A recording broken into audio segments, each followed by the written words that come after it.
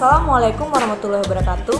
Perkenalkan, nama saya Nia Novita Almesari dari tingkat 3A Prodi D3 Teknologi Laboratorium Medis Poltekkes Kemenkes Bengkulu. Baiklah, di video kali ini saya akan menjelaskan materi mata kuliah Kimia Klinik 2 tentang tes tiroid, analisa gas darah, elektrolit darah, LDH atau laktat dehidrogenase, kreatinin kinase dan fosfokinase pada jantung, otak, dan otot. Yang mana dosen pembimbing pada mata kuliah kali ini adalah Bunda Sunita RS SKM MSc, Bapak Sahidan SOS MKes, dan Bapak Dr. Besli Sino Haji SPPK. Baiklah, langsung saja ke penjelasan materi pertama mengenai tes tiroid. Tes fungsi tiroid bertujuan untuk membantu menentukan status tiroid.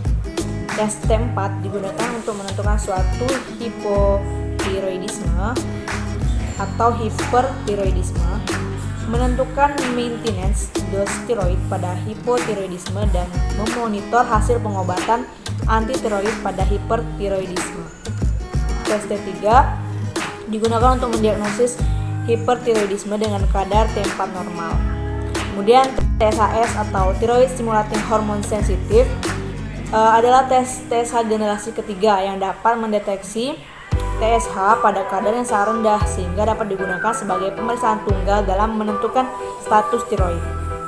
Dan dilanjutkan dengan tes FT4 hanya bila dijumpai TSHS yang abnormal.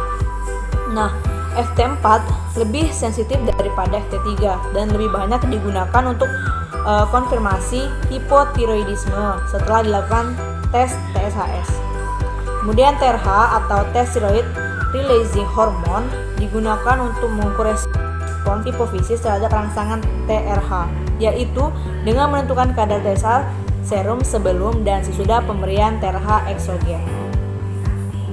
Kemudian ada juga antibodi tiroglobulin atau TG. Ini merupakan salah satu protein utama tiroid yang berperan dalam sintesis dan penyimpanan hormon tiroid.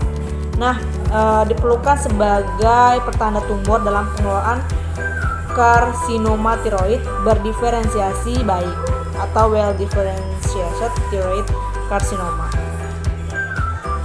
Tes untuk monitoring terapi itu untuk memonitoring terapi tiroid, maka diperlukan tes T4 total, T3, FT4, FT3, dan TSH seperti yang telah dijelaskan sebelumnya. Tujuan tes monitoring ini untuk melihat perkembangan terapi berdasarkan status tiroid. Baiklah, selanjutnya penjelasan mengenai materi kedua yaitu analisa gas darah. Yang mana analisa gas darah ini merupakan pemeriksaan laboratorium yang digunakan untuk mengetahui keseimbangan asam basa tubuh melalui 3 mekanisme. Yang pertama di sistem buffer, yang kedua sistem respiratori, dan yang ketiga ada sistem renal. Nah, analisa gas darah ini juga dikenal dengan nama pemeriksaan ASTUM, yaitu pemeriksaan gas darah yang dilakukan melalui darah arteri. Sebenarnya darah vena juga dapat digunakan jika darah arteri tidak dapat diperoleh. Nah, untuk pH, PCO2 dan PO2 itu diukur secara langsung, sedangkan HCO2 dihitung dengan rumus, yaitu rumus Henderson-Hasselbalch. Untuk persiapan sampel analisa gas darah itu menggunakan darah arteri, kemudian anaerob dan antikoagulan lithium heparin. Kemudian sumber kesalahan yaitu pengambilan sampel bukan dari darah arteri, kemudian penanganan yang tidak tepat, kontaminasi sampel, pengaruh suhu, dan juga kalibrasi. Baiklah, selanjutnya materi ketiga mengenai elektrolit darah. Regulasi elektrolit darah. Ginjal berfungsi mempertahankan atau mensekresikan air dan elektrolit untuk menjaga volume kadar dan pH cairan tubuh agar tetap dalam keadaan normal. Aktivitas ginjal dalam hemostasis sebagian dipengaruhi oleh hormon ADH yang diproduksi oleh hipofisis dan aldosteron yang dihasilkan oleh korteks kelenjar anak ginjal. Tekanan hidrostatik yang terjadi secara normal karena adanya denyut jantung berfungsi mendorong cairan, sedangkan tekanan osmotik koloid merupakan kekuatan penarik yang berasal dari kadar protein yang berada dalam plasma darah. Nah, kadar protein plasma ini harus dipertahankan dan yang berperan dalam hal ini adalah permeabilitas kapiler yang bersifat sebagai membran semi permeabel. Faktor yang terlibat dalam proses hemostasis yaitu Na yang berfungsi menarik air.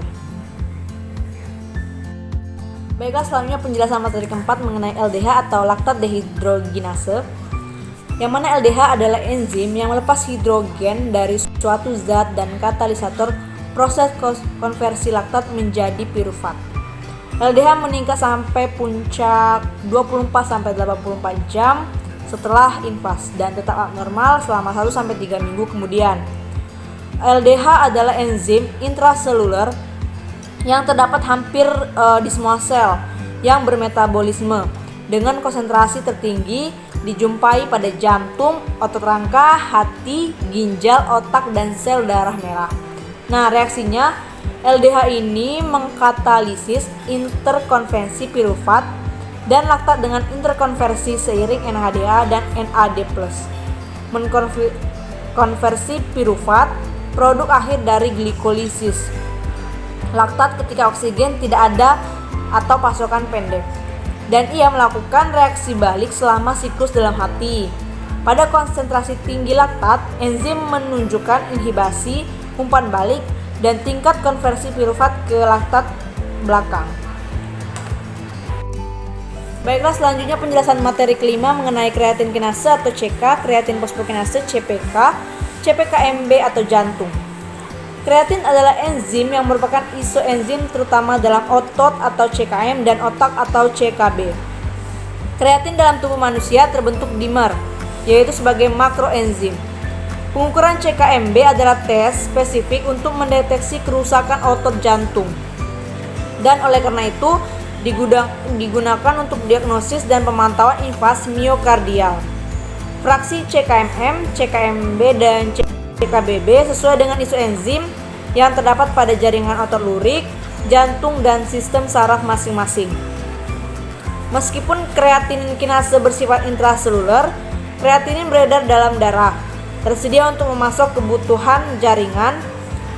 Peningkatan nilai CK darah berarti telah disebut sebagai akibat dari kerusakan jaringan enzim yang ditemukan dalam konsentrasi tinggi pada otot jantung dan otot rangka dan dalam konsentrasi rendah pada jaringan otak. Baiklah, selanjutnya penjelasan materi ke-6 mengenai kreatin kinase atau CK, kreatin fosfokinase atau CPK, CPKBB atau otak. Otak manusia adalah otak terbesar dari semua vertebrata yang relatif terhadap ukuran tubuh. Beratnya sekitar 3 pon atau sekitar 1,4 kg. CPK atau kreatin fosfokinase adalah protein enzim yang ditemukan di berbagai jaringan tubuh manusia. Enzim ini bertanggung jawab untuk transfer radikal fosfat fosforilasi kreatin untuk membentuk ATP atau adenosina trifosfat. Kemudian kreatin adalah molekul yang ditemukan di dalam sel, di mana ia menjalankan fungsinya. Mungkin untuk menemukan enzim yang beredar dalam darah dalam kisaran tidak melebihi 200 U per liter. Nilai CK normal dapat bervariasi sesuai dengan faktor-faktor antara lain usia, jenis kelamin, ras, konstitusi, dan aktivitas fisik. Namun pada pria biasanya sedikit lebih tinggi.